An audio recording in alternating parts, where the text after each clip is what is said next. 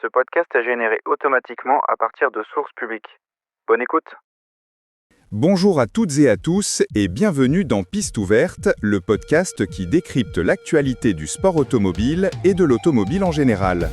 Ce matin, nous plongeons directement dans le grand bain de la Formule 1, car le premier Grand Prix de la saison 2026 vient de se tenir en Australie. Un week-end riche en émotions qui a déjà donné le ton pour ce qui s'annonce comme une année passionnante. Oui, un début de saison qui a tenu toutes ses promesses. On a déjà des vainqueurs, des rebondissements et même des questions sur l'avenir de la discipline. C'est ça qui est excitant avec la Formule 1. On ne s'ennuie jamais. Absolument. Parlons d'abord du résultat de ce Grand Prix d'Australie à Melbourne. C'est George Russell qui a brillamment remporté cette première manche de la saison. Une victoire significative qui place d'emblée un nouveau nom en haut de l'affiche et qui pourrait bien annoncer une bataille intense pour le championnat. Une belle performance pour Russell. Mais au-delà du vainqueur, ce sont les moments marquants de la course qui retiennent l'attention. On a vu des images impressionnantes, notamment un coup de volant qualifié d'hallucinant de la part de Lewis Hamilton pour éviter une Alpine. Des images qui, dit-on, ont fait trembler le paddock. C'est exact. Ce genre de manœuvre, où la réactivité et la maîtrise sont poussées à l'extrême, rappelle à quel point ces pilotes opèrent à la limite. Cela souligne aussi l'intensité de la compétition, où chaque fraction de seconde et chaque décision peuvent avoir des conséquences majeures. C'est ce qui fait la légende de ces pilotes. Et ces situations de course tendues, elles sont aussi le reflet des premières tendances de cette nouvelle saison. On sent déjà une atmosphère particulière, des équipes qui semblent avoir bien travaillé pendant l'intersaison. Oui, et cette saison 2026 est particulière car elle est marquée par une révolution réglementaire. Ces nouvelles règles, censées remodeler le Formule 1, divisent déjà le paddock.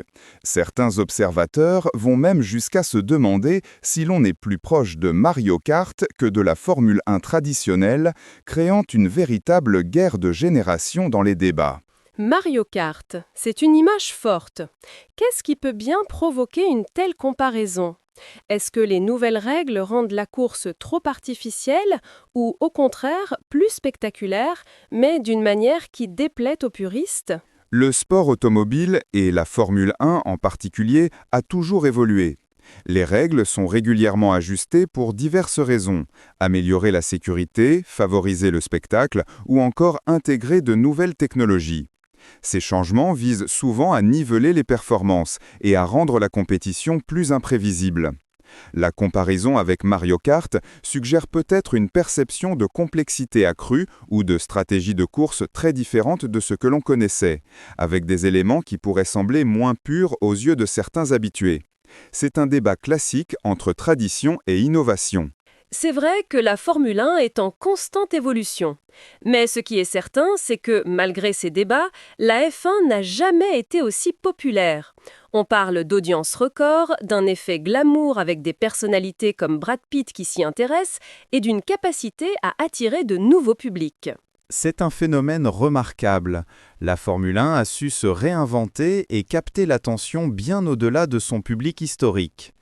L'arrivée de nouvelles plateformes de diffusion, l'accent mis sur la personnalité des pilotes et des écuries et une narration plus immersive ont transformé la perception de ce sport. Le glamour et l'engagement de célébrités comme Brad Pitt ne font qu'amplifier cette tendance, rendant la F1 plus accessible et attrayante pour un public plus jeune et plus diversifié. C'est une excellente nouvelle pour l'avenir de la discipline. Mais en parlant de l'histoire du sport automobile, nous avons appris une triste nouvelle. Estelle Lefébure a rendu hommage à Bernadette Sassy, une véritable icône du sport auto qui nous a quittés. C'est une perte pour le monde du sport automobile. Bernadette Sassy était une figure respectée, une de ces personnalités qui ont contribué à bâtir et à faire rayonner la discipline, souvent dans l'ombre, mais avec une passion indéfectible. Son parcours est un rappel de toutes ces personnes dévouées qui ont façonné l'histoire de la course automobile. C'est important de se souvenir de ces pionniers et de leurs contributions. C'est un hommage touchant. Et en parlant de l'organisation du sport, il y a une actualité un peu plus tendue en France.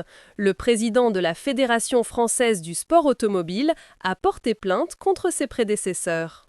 Oui, c'est une affaire qui secoue la Fédération française du sport automobile, la FFSA. Une fédération a un rôle crucial. Elle organise les compétitions, délivre les licences et veille à la bonne application des règlements. Une plainte de cette nature, émanant de la plus haute instance, suggère des désaccords profonds ou des problématiques de gestion passée. Ce genre de situation peut créer de l'incertitude et met en lumière les défis de gouvernance au sein des institutions sportives, même les plus établies. Cela montre que le sport automobile, ce n'est pas seulement les paillettes et les victoires. Il y a aussi des enjeux de coulisses. Et en parlant de coulisses, mais cette fois-ci du côté de l'innovation, Shell relance son camion Starship en IndyCar. Ce poids lourd au gaz veut bousculer la logistique du sport automobile. C'est une initiative intéressante qui s'inscrit dans une tendance plus large, la recherche de solutions plus durables pour le transport et la logistique dans le sport professionnel. Le sport automobile, par sa nature même, génère une empreinte importante, notamment par les déplacements des équipes et du matériel. Un camion fonctionnant au gaz, comme le Starship, est une piste pour réduire les émissions et explorer des alternatives aux carburants traditionnels. L'IndyCar, un championnat majeur aux États-Unis, est un terrain d'expérimentation pertinent pour ce type d'innovation. C'est une belle avancée qui montre que le sport automobile peut aussi être un laboratoire pour des technologies plus vertes. Et si on s'éloigne un peu des circuits, mais pas de la passion, il y a le 46e rallye du Pays Avallonnais qui s'est tenu récemment. On dit que c'est souvent une histoire de famille dans ce jour d'événement. Le rallye du Pays Avallonnais est un excellent exemple du sport automobile à l'échelle locale.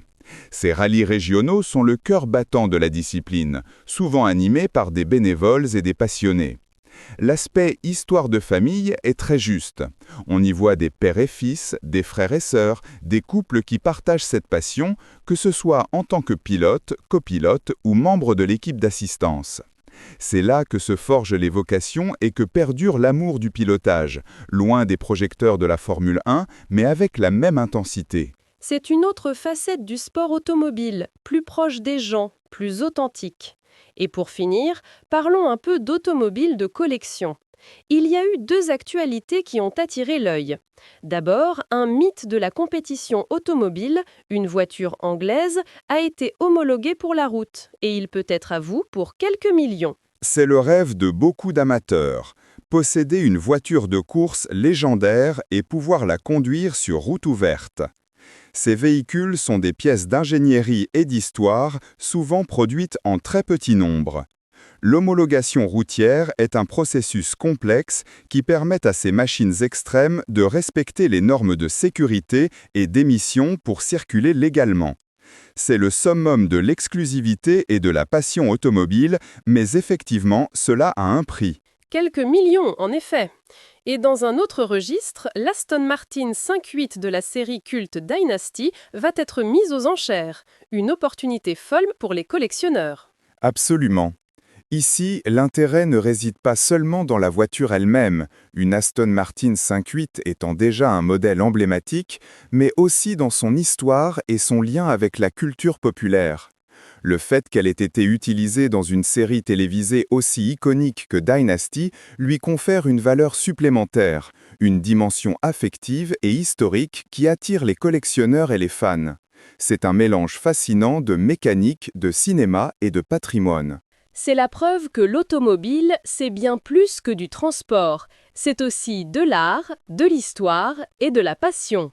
Pour conclure cet épisode de Piste ouverte, nous retiendrons donc que le Grand Prix d'Australie a lancé la saison de Formule 1 sur les chapeaux de roue, avec la victoire de George Russell et des moments de course intenses.